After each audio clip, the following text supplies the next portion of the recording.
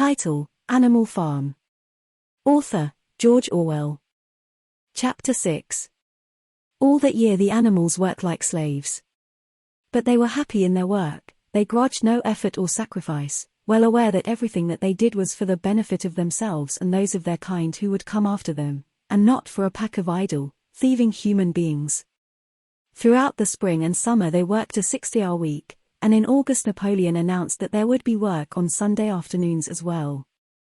This work was strictly voluntary, but any animal who absented himself from it would have his rations reduced by half. Even so, it was found necessary to leave certain tasks undone. The harvest was a little less successful than in the previous year, and 2 fields which should have been sown with roots in the early summer were not sown because the ploughing had not been completed early enough. It was possible to foresee that the coming winter would be a hard one. The windmill presented unexpected difficulties. There was a good quarry of limestone on the farm, and plenty of sand and cement had been found in one of the outhouses, so that all the materials for building were at hand. But the problem the animals could not at first solve was how to break up the stone into pieces of suitable size.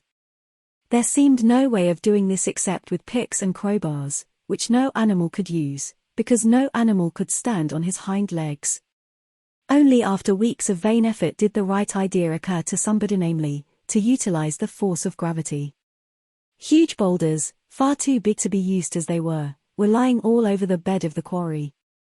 The animals lashed ropes round these, and then all together, cows, horses, sheep, any animal that could lay hold of the rope, even the pigs sometimes joined in at critical moments, they dragged them with desperate slowness up the slope to the top of the quarry, where they were toppled over the edge, to shatter to pieces below. Transporting the stone when it was once broken was comparatively simple. The horses carried it off in cartloads, the sheep dragged single blocks, even Muriel and Benjamin yoked themselves into an old governess cart and did their share. By late summer a sufficient store of stone had accumulated, and then the building began, under the superintendence of the pigs. But it was a slow, laborious process. Frequently it took a whole day of exhausting effort to drag a single boulder to the top of the quarry, and sometimes when it was pushed over the edge it failed to break. Nothing could have been achieved without Boxer, whose strength seemed equal to that of all the rest of the animals put together. When the boulder began to slip and the animals cried out in despair at finding themselves dragged down the hill, it was always Boxer who strained himself against the rope and brought the boulder to a stop. To see him toiling up the slope inch by inch, his breath coming fast, the tips of his hoofs clawing at the ground, and his great sides matted with sweat, filled everyone with admiration. Clover warned him sometimes to be careful not to overstrain himself, but Boxer would never listen to her. His 2 slogans, "I will work harder" and "Napoleon is always right," seemed to him a sufficient answer to all problems. He had made arrangements with the cockerel to call him 3/4 of an hour earlier in the mornings instead of half an hour. And in his spare moments, of which there were not many nowadays, he would go alone to the quarry, collect a load of broken stone, and drag it down to the site of the windmill unassisted. The animals were not badly off throughout that summer, in spite of the hardness of their work. If they had no more food than they had had in Jones's day, at least they did not have less. The advantage of only having to feed themselves, and not having to support 5 extravagant human beings as well, was so great that it would have taken a lot of failures to outweigh it. And in many ways the animal method of doing things was more efficient and saved labor. Such jobs as weeding, for instance, could be done with a thoroughness impossible to human beings. And again, since no animal now stole, it was unnecessary to fence off pasture from arable land, which saved a lot of labor on the upkeep of hedges and gates.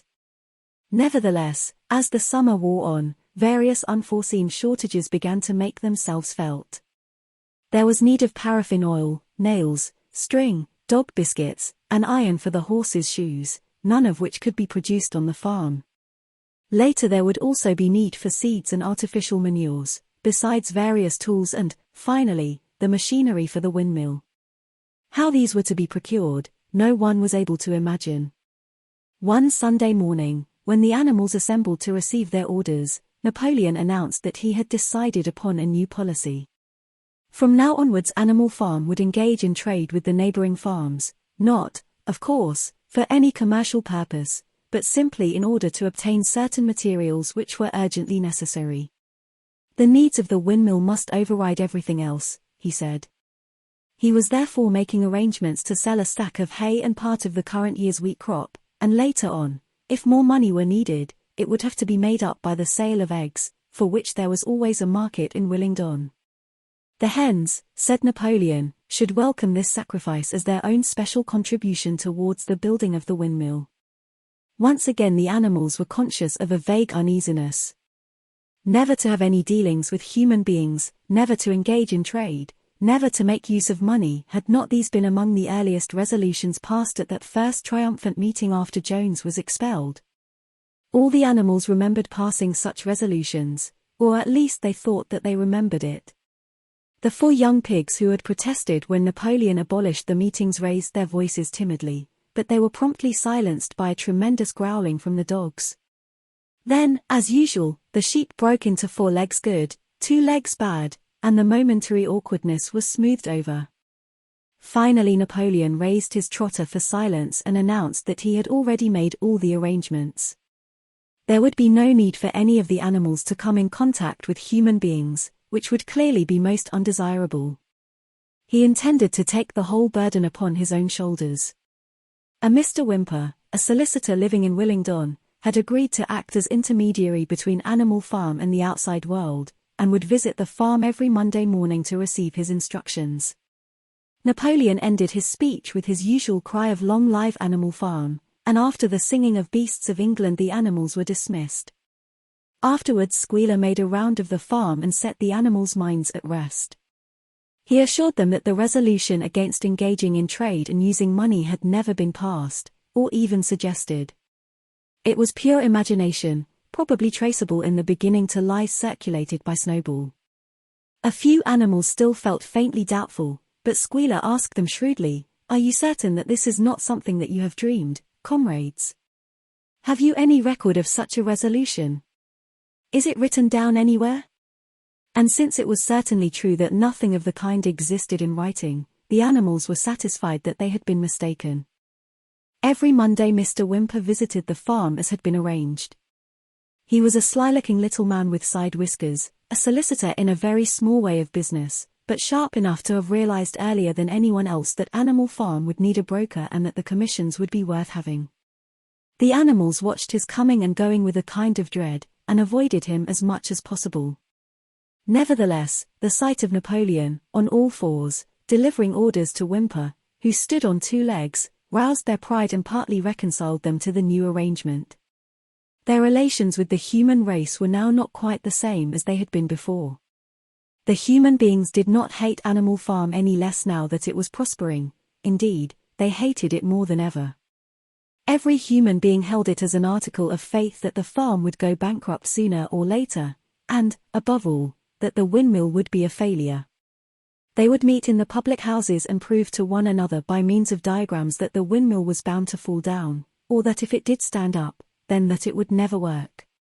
And yet, against their will, they had developed a certain respect for the efficiency with which the animals were managing their own affairs. One symptom of this was that they had begun to call Animal Farm by its proper name and ceased to pretend that it was called the Manor Farm. They had also dropped their championship of Jones, who had given up hope of getting his farm back and gone to live in another part of the county. Except through Whymper, there was as yet no contact between Animal Farm and the outside world, but there were constant rumors that Napoleon was about to enter into a definite business agreement either with Mr. Pilkington of Foxwood or with Mr. Frederick of Pinchfield, but never, it was noticed, with both simultaneously. It was about this time that the pigs suddenly moved into the farmhouse and took up their residence there. Again the animals seemed to remember that a resolution against this had been passed in the early days, and again Squealer was able to convince them that this was not the case.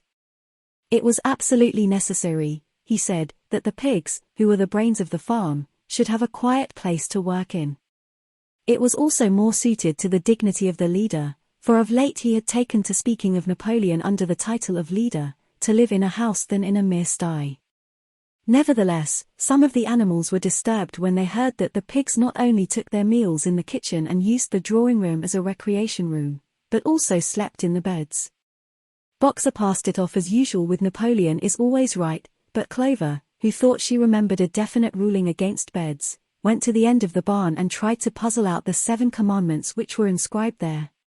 Finding herself unable to read more than individual letters, she fetched Muriel. "Muriel," she said, "read me the 4th commandment. Does it not say something about never sleeping in a bed?" With some difficulty Muriel spelt it out. "It says, 'No animal shall sleep in a bed with sheets,'" she announced finally. Curiously enough, Clover had not remembered that the 4th commandment mentioned sheets, but as it was there on the wall, it must have done so. And Squealer, who happened to be passing at this moment, attended by 2 or 3 dogs, was able to put the whole matter in its proper perspective. "You have heard then, comrades," he said, "that we pigs now sleep in the beds of the farmhouse. And why not? You did not suppose, surely, that there was ever a ruling against beds? A bed merely means a place to sleep in. A pile of straw in a stall is a bed, properly regarded. The rule was against sheets, which are a human invention. We have removed the sheets from the farmhouse beds, and sleep between blankets. And very comfortable beds they are too. But not more comfortable than we need, I can tell you, comrades, with all the brainwork we have to do nowadays. You would not rob us of our repose, would you, comrades?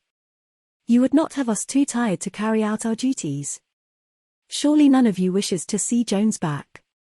The animals reassured him on this point immediately, and no more was said about the pigs sleeping in the farmhouse beds.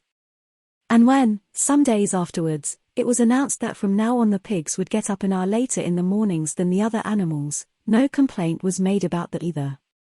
By the autumn the animals were tired but happy. They had had a hard year, and after the sale of part of the hay and corn, the stores of food for the winter were none too plentiful, but the windmill compensated for everything. It was almost half built now. After the harvest there was a stretch of clear dry weather, and the animals toiled harder than ever, thinking it well worthwhile to plod to and fro all day with blocks of stone if by doing so they could raise the walls another foot. Boxer would even come out at nights and work for an hour or 2 on his own by the light of the harvest moon. In their spare moments the animals would walk round and round the half-finished mill, admiring the strength and perpendicularity of its walls and marveling that they should ever have been able to build anything so imposing. Only old Benjamin refused to grow enthusiastic about the windmill, though, as usual, he would utter nothing beyond the cryptic remark that donkeys live a long time. November came, with raging southwest winds. Building had to stop because it was now too wet to mix the cement. Finally there came a night when the gale was so violent that the farm buildings rocked on their foundations and several tiles were blown off the roof of the barn. The hens woke up squawking with terror because they had all dreamed simultaneously of hearing a gun go off in the distance. In the morning the animals came out of their stalls to find that the flagstaff had been blown down and an elm tree at the foot of the orchard had been plucked up like a radish. They had just noticed this when a cry of despair broke from every animal's throat. A terrible sight had met their eyes. The windmill was in ruins. With one accord they dashed down to the spot. Napoleon, who seldom moved out of a walk, raced ahead of them all. Yes, there it lay, the fruit of all their struggles, levelled to its foundations, the stones they had broken and carried so laboriously scattered all around. Unable at first to speak, they stood gazing mournfully at the litter of fallen stone. Napoleon paced to and fro in silence, occasionally snuffing at the ground. His tail had grown rigid and twitched sharply from side to side, a sign in him of intense mental activity. Suddenly he halted as though his mind were made up. "Comrades," he said quietly, "do you know who is responsible for this? Do you know the enemy who has come in the night and overthrown our windmill? Snowball," he suddenly roared in a voice of thunder. "Snowball has done this thing. In sheer malignity, thinking to set back our plans and avenge himself for his ignominious expulsion, this traitor has crept here under cover of night and destroyed our work of nearly a year. Comrades, here and now I pronounce the death sentence upon Snowball. Animal hero, 2nd class, and half a bushel of apples to any animal who brings him to justice. A full bushel to anyone who captures him alive. The animals were shocked beyond measure to learn that even Snowball could be guilty of such an action. There was a cry of indignation, and everyone began thinking out ways of catching Snowball if he should ever come back. Almost immediately the footprints of a pig were discovered in the grass at a little distance from the knoll. They could only be traced for a few yards, but appeared to lead to a hole in the hedge. Napoleon snuffed deeply at them and pronounced them to be Snowball's.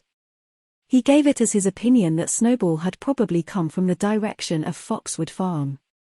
"No more delays, comrades," cried Napoleon when the footprints had been examined. "There is work to be done.